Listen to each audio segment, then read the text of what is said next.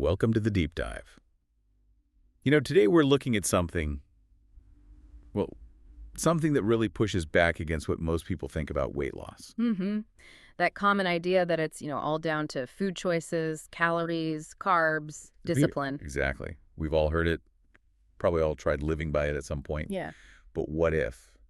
What if that's not really the main thing? What if there's this something else going on, something we don't usually talk about that could completely change how we see food, our bodies, everything? And that's what we're diving into. Yeah. We're looking at semaglutide, yes, but maybe not how you've heard about it before. Right. Not just as a weight loss drug. We're exploring it through the eyes of this guy named Dan Hollis. He has this really different take. He calls it a tool for decoding emotional amnesia, which sounds intense. It does. And our mission today is really to unpack that. Like, what does he actually mean by emotional amnesia in this context? And why is his whole approach just so different? And the core idea he starts with, the one that sort of stops you in your tracks, is simply this. It was never about the food. Wow.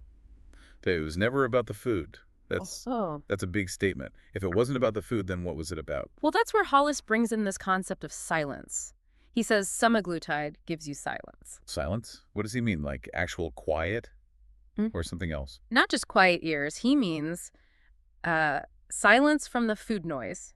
He calls it a moment where food stops talking, that constant inner monologue about eating, cravings, what you should or shouldn't have. Okay. That chatter. Exactly. And he thinks for a lot of people, this might maybe the first honest moment they've had with themselves in years, because that noise is finally gone. That makes sense. That internal noise can be overwhelming. But what happens then? Is it just freeing, or is there a catch? Well, here's the twist. He says most people don't relapse back into hunger, not immediately. They relapse into confusion. Confusion. So the problem isn't just losing weight, it's figuring out what to do when the noise stops. Precisely. He says the silence scares the hell out of most folks. It's like they've lost their favorite lie. Their favorite lie. Yeah. Wow. So the food thoughts were a distraction or a coping thing. Yeah, maybe a lifelong companion, even if it wasn't a healthy one. And when it disappears, there's this emptiness. People don't know how to handle it. So they reach for what they know. Right back to the familiar. Cheese puffs, cheat days, chaos, as he puts it. Anything to fill that void. So the headline shouldn't be lose weight fast or crush cravings. No, he suggests something more like, what if you weren't broken, just confused? That really changes the narrative, doesn't it? Away from blame and shame. Completely. It's not about you being flawed or lacking willpower. It's about maybe being confused by signals, emotions, habits, especially when the food's not masking them anymore. Okay, so if semaglutide creates this silence, this potentially confusing space, what's Hollis's solution? You mentioned he talks about building things. Yeah, he uses terms like building scaffolding in that space. It's about structure. He focuses on framework, identity, ritual, language. So not just letting the silence be empty, but actively constructing something new within it, like inner architecture. Exactly that. It's about rewriting the story people were too full to finish. It's intentional. Building new ways to relate to yourself, your feelings, the world. Ways that don't rely on food as the default answer. And he details this in his manifesto, right? These 8 principles. Let's maybe walk through those. What's the first one? Okay, yeah. Principle 1 is foundational. This is not a drug journey. It's a human one. Meaning the drug is just one piece. Right. He sees semaglutide as a powerful tool, sure. It changes how your brain processes hunger, satisfaction, reward, all that. Yeah. But that experience can be amazing or, frankly, pretty scary. So you absolutely need support, education, and real human guidance. It's not just about getting a prescription. That makes sense. Which leads into a second point, I think. He says, willpower was never the problem. That's a big one, too. Huge. Because how many times have people been told to just try harder? He argues that's often futile because, biology, emotion, and habit loops are stacked against you. So willpower alone isn't enough to fight all that. Not sustainably, no. What works, he says, is insight, structure, tools that meet your biology where it's at. It's about working smarter, not just harder, and being kinder to yourself. Which connects to the next idea. This is emotional weight as much as it is physical weight.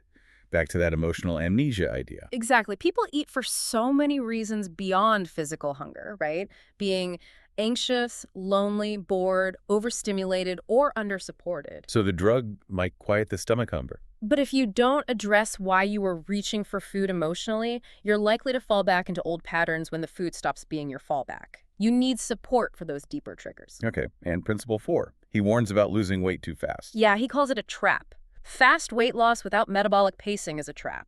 We see those dramatic before and afters, but he's cautious. Why? What's the risk? Losing weight too quickly can actually slow your metabolism down. You can lose muscle mass. It can make things harder in the long run. So he emphasizes pacing. Pacing nutrition, habits, the actual weight loss for sustainability. Exactly. Slow and steady, building a foundation. And that fits with the next one. Yeah. The real work begins after the medication. Right. This isn't necessarily a forever drug for everyone. He stresses that semaglutide is not forever for many. So if you don't have a plan for what comes next, The old patterns come back. they often do. So his approach focuses right from the start on building habits that can live beyond the injections, thinking long term. I like that. And then there's principle 6, which feels really important. There is no shame here, only process. This is so core to his philosophy. He's basically saying directly to people, you are not broken, you're not lazy, you're not undisciplined. Which is probably what many people have told themselves or heard from others. For sure. Instead, he reframes it. You're working against a biology that wasn't explained to you and a culture that profits from your confusion. The goal isn't blame, it's understanding. Resetting your body and your expectations of yourself. Removing that shame layer. Yes. And number 7 reinforces the support aspect.